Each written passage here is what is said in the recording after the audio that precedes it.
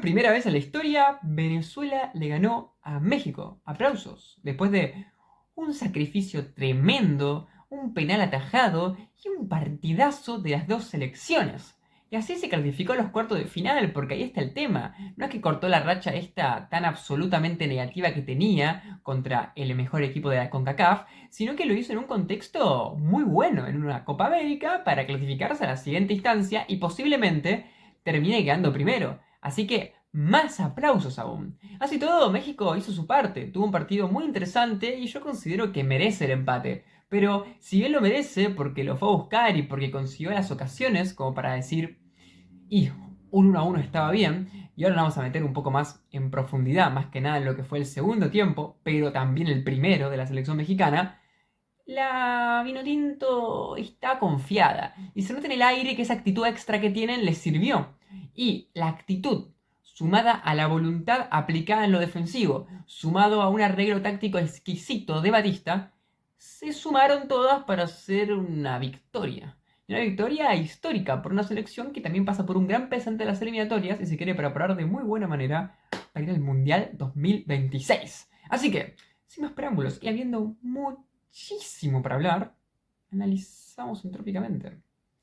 Venezuela 1, que ya está en cuartos, increíble, contra México 0, que tendrá que esperar y jugársela a todos nada contra Ecuador, que qué partido va a ser ese. Nos encontramos frente al desafío de tratar de explicar un partido con muchos tramos diferentes, tanto el primero como el segundo tiempo, como durante el primer tiempo, como durante el segundo tiempo. O sea, realmente las facetas que afrontaron ambos equipos fueron cambiando continuamente. Esto lo hace rico para analizar porque hay que tratar de explicar por qué es que un equipo de repente está bien y pasa a estar mal o al revés. Y si bien la del entretiempo es la más fácil, que la vamos a explicar, las demás son las más grises y va a estar interesante.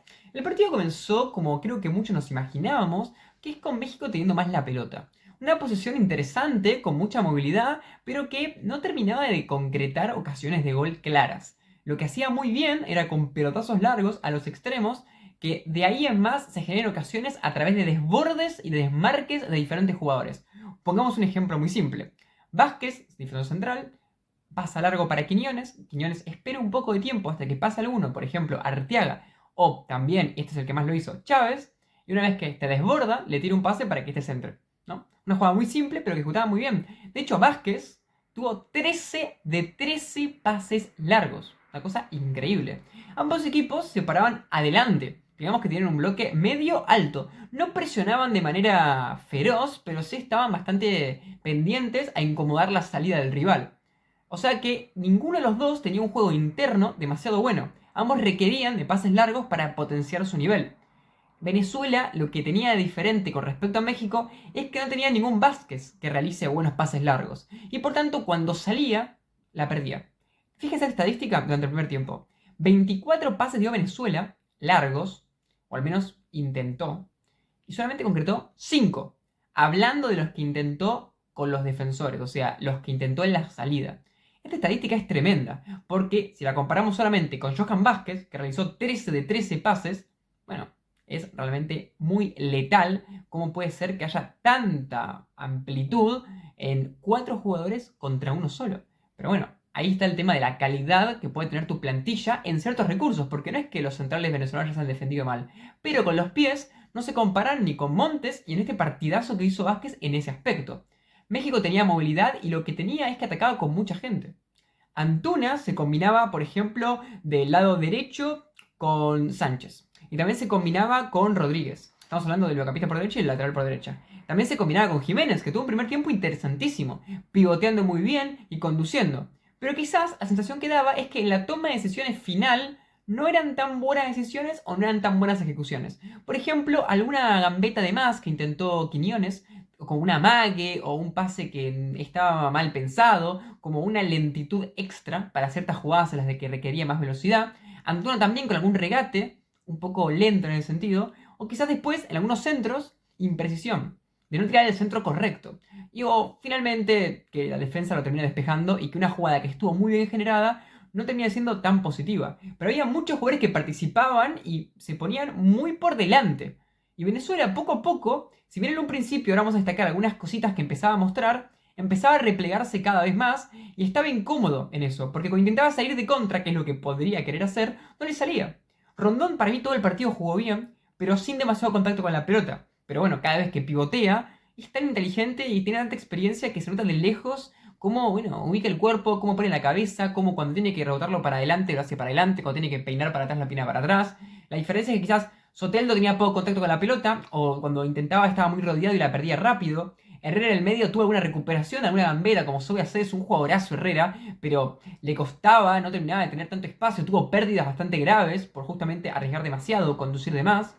Los laterales no podían subir tanto porque estaban en constante asedio de los extremos laterales y también mediocampistas rivales, y por tanto te quedaban pocos jugadores. Los que estaban adelante tenían un mal partido encima. Savarino y Bello no estaban del todo bien, controlaban mal, y si bien se movían, y por ejemplo Bello se ubicaba más por derecha, ya sea por arriba o por abajo, tratando de ayudar al mediocampo, Savarino se ubicaba más de 10, no terminaba de concretar tanta conexión. Y Venezuela, en su juego más vertical, perdía mucho la pelota. Y ahí aparecían recuperaciones de los centrales, anticipes, despejes y demás. Había poca gente y más gente mexicana como para repeler eso. Y Venezuela, si bien tenía unos ataques interesantes y tuvo una pelota larga que terminó en un tiro al palo de Rondón, el juego no estaba de su lado, estaba al lado mexicano, que dominaba y que si bien, reitero, no es que en el primer tiempo, por ejemplo, Romo haya tenido varias atajadas, pero sí tenía muchas aproximaciones y estaba mejor. Es el típico partido en el que en el highlight no vamos a ver tantas oportunidades para México en el primer tiempo, pero que realmente estaba jugando mejor, y si no eran ocasiones para highlight era porque no eran tiros al arco, pero eran desbordes constantes y jugadas en las que estaban a esto de rematar, o capaz que remataban pero terminaban siendo bloqueados los tiros por los propios centrales o los defensores, y por esa razón no terminaban concretándose. Por ejemplo, Martínez, mediocampista venezolano, tuvo muy pocas intervenciones, porque estaba demasiado dedicado a defender y no pudo participar en otras partes del juego. La realidad es que México estaba mejor, estaba dominando y estaba haciéndolo con mucha gente y con muchos criterios futbolísticos. Como ya dijimos, con combinaciones, con diferentes recursos como espacios largos y con desbordes. Me encantó, personalmente pensé que lo ganaban los mexicanos, inclusive pensé que lo ganaban durante ese primer tiempo. No tengo que meter 2 goles, pero aunque sea un gol que te permita tener una ventaja considerable. Pero Venezuela daba la sensación de que si le dabas tiempo, o si el partido seguía 0-0, quizás de contra te lo iba a ganar. Por un tema de que cuando Venezuela conectaba 2 o 3 pases, al tener un contexto más favorable por ser el equipo que estaba contraatacando, los espacios le permitían ser más peligroso. Y no es que haya tenido más ocasiones que México, pero sí las que tenía eran más cómodas, ¿no? Eran con tiros al arco, eran con jugadas mano a mano, y esa era la sensación. Si México perdona demasiado, puede ser que Venezuela termine, bueno, ganando el partido o al menos metiendo el primer gol. Y si bien no es específicamente lo que pasó, porque en el entretiempo pasa algo puntualmente que cambia todo, hay que antes de ir a los segundos 45, ver una cosa que fue clave. Es el hecho de que Venezuela nunca se replegó. Y uno va a decir, bueno, pero pará, porque sí estaba replegada. Pero nunca se replegó desde el principio. Intentó ser un equipo largo y tener jugadores en diferentes zonas para recuperar alto. Y de hecho, alguna recuperación alta tuvo, por ejemplo, de Bello en algún error en la salida de México, pero por lo general México tenía buena salida. No tuvo errores en la salida. Después decir que tuvo buena salida porque la salida empezaba a conectar hasta el final, bueno, es otra cosa. Pero la realidad es que errores garrafales no cometió. Y Venezuela en el primer tiempo sí que cometía errores más garrafales, o al menos más consecutivamente. Por eso, bueno, terminaba teniendo mejores oportunidades México y tenía más la pelota y tenía más dominio. Pero la realidad es que Venezuela, al estar más abierto, más separado de sus jugadores, cuando venía un pase largo de estos de Vázquez, por ejemplo, bueno, tenía que rápidamente reagruparse. No llegaba a tiempo. Y por eso venían desbordes y le pasaban por el costado miles de jugadores que eran como flechas, ¿no? Que se acercaban. Después empezó a aparecer Rodríguez, Charlie Rodríguez, también con algunas intervenciones interesantes, con buenos pases, con buena distribución, con buenas conducciones. Todos participaban. Quizás Arteaga, que metía el gol contra Jamaica, este partido tuvo menos rol, pero realmente un partido muy interesante de México en el primer tiempo. Pero, si bien Venezuela estaba cayendo en el pelotazo y era impreciso, tenía malos controles, como ya dijimos, empezó a tener un destellito que otra contra para que el segundo tiempo se arme de esa manera. ¿Qué es lo mejor de Venezuela en el primero? Lo que en el segundo Batista dijo, ok, vamos a hacer esto. Después de todo, si intentamos hacer el juego más de igual a igual en cuanto a la táctica, vamos a perder porque estamos haciendo esto y no nos está saliendo. Es un cambio excelente. Que fue de sacar a Savarino y meter a Cáceres. Qué simpleza total. Pero eso cambió todo. Porque Savarino, que era un jugador más ofensivo, no estaba teniendo un gran partido, porque al final es uno de que se beneficia de un juego más de ofensividad. En cambio, no era tan bueno para contraatacar, estaba demasiado centralizado, no tocaba mucho la pelota. Viste a Cáceres. Cáceres desde atrás siempre iba a ser una ayuda extra para el mediocampo. Y eso permitía, por ejemplo, que le suelte más Herrera, que le suelte más Martínez, porque tenías más gente atrás, pero que al mismo tiempo, al ser más, cada uno puede hacer algo diferente dependiendo de la situación. A su vez, Bello se ubicó por derecha, más de extremo, donde estaba mucho más cómodo y no dejó de pelearse tanto en zonas más conglomeradas. El equipo pasó de ser uno que quizás intentaba tener más ofensividad, más jugadores creativos, a uno con jugadores más mixtos, más completos. México no podía hacer esos pases largos que hacía antes porque ahora está más replegado a Venezuela. De hecho, dato, México tuvo menos de la mitad de pases largos concretados, porque igual la efectividad fue la misma, en el segundo tiempo que en el primero. ¿Por qué? Porque no podía, ya que el rival no le dejaba tener ese recurso de manera lógica. O sea, hacerlo lo podía hacer, pero ¿qué sentido tendría?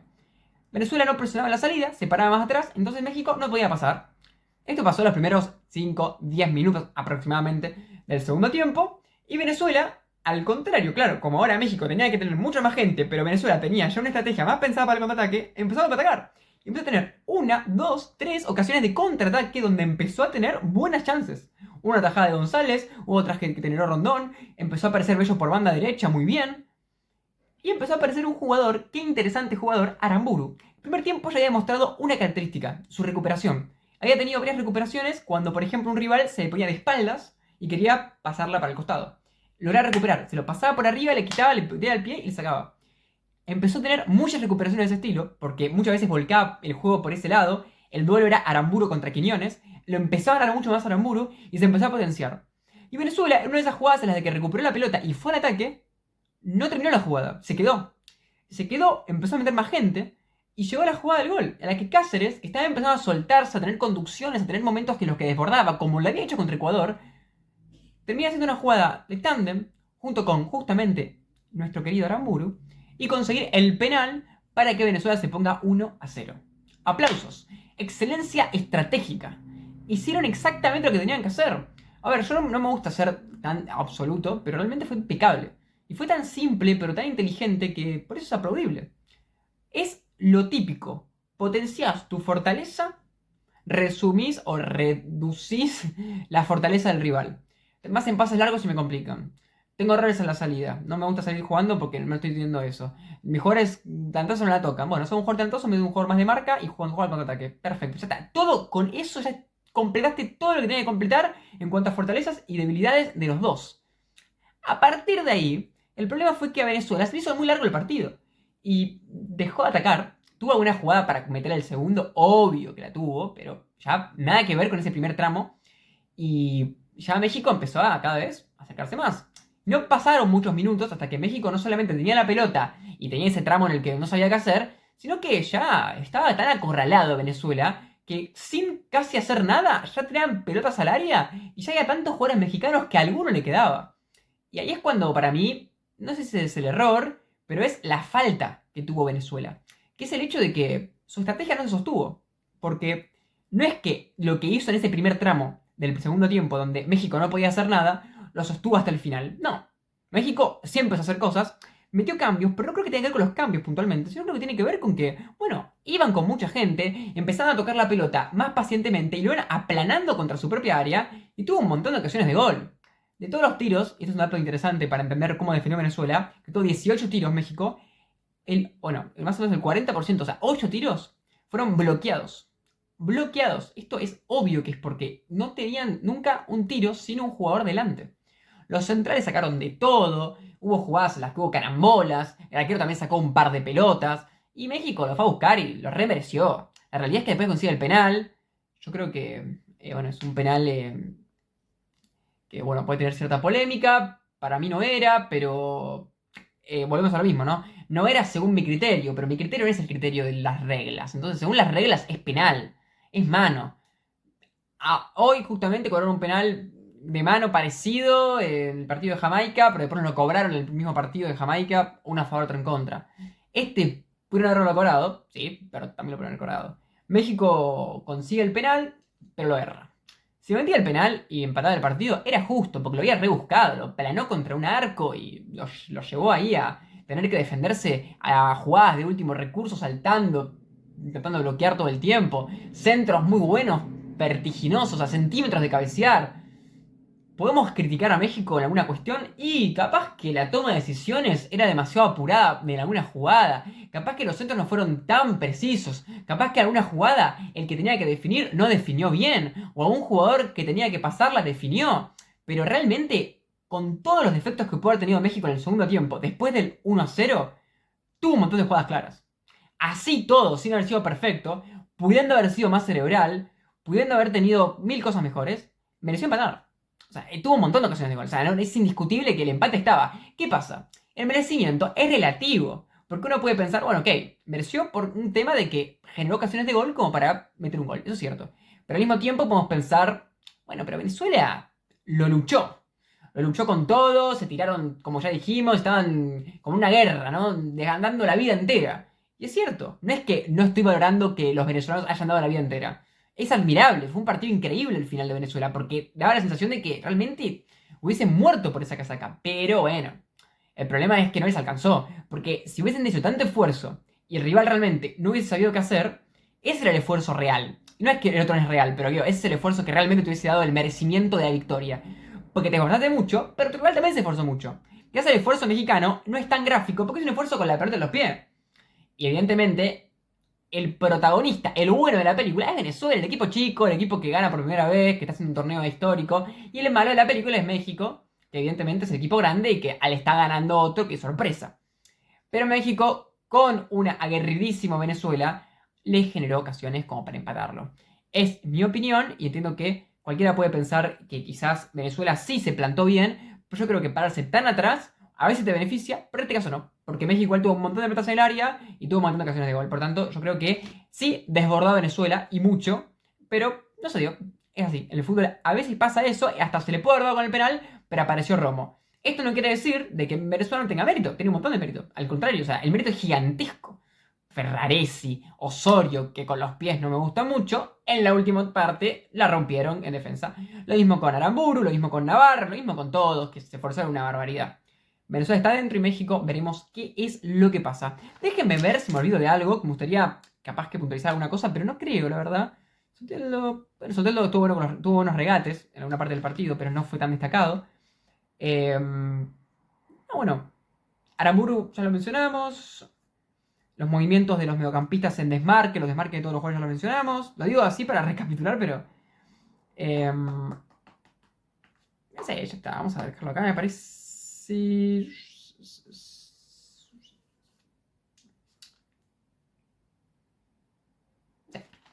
Hasta acá llegamos. Lo único que voy a decir es que México tiró muy buenos centros en el partido. Me encantaron los laterales de México. Más que nada el derecho, el 2. Y si llegaste hasta acá, te agradezco muchísimo por darle valor a mi contenido y por esperarme 2 minutos de relectura. Parte del análisis entrópico es que no haya orden y que pueda haber estos momentos en los que, nada, pueden haber baches y que son totalmente naturales. Acá esto es la entropía pura. Te agradecería que te suscribas al canal porque estamos tratando de llegar a los 500 suscriptores o a los 1000. Esos son los objetivos que nos pone YouTube para tener las membresías o también para tener al partner. Vivir de esto sería mi sueño, así que si quieres acompañarme en este proyecto te agradezco una banda de corazón. Y en serio, cada suscriptor, te juro que me hace feliz ver cómo sube el numerito un día, otro día, porque para mí es un paso más cerca de poder cumplir mis objetivos.